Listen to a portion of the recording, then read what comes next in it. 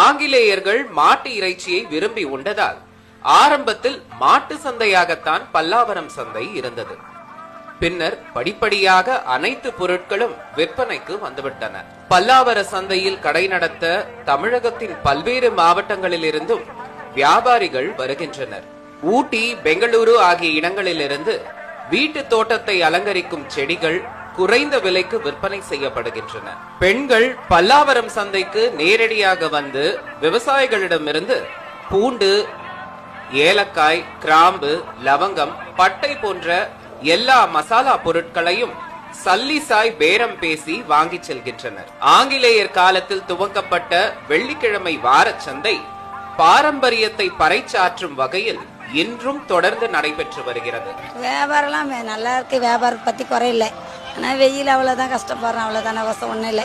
நல்ல வியாபாரம் அந்த இடத்துல எந்த பொருள்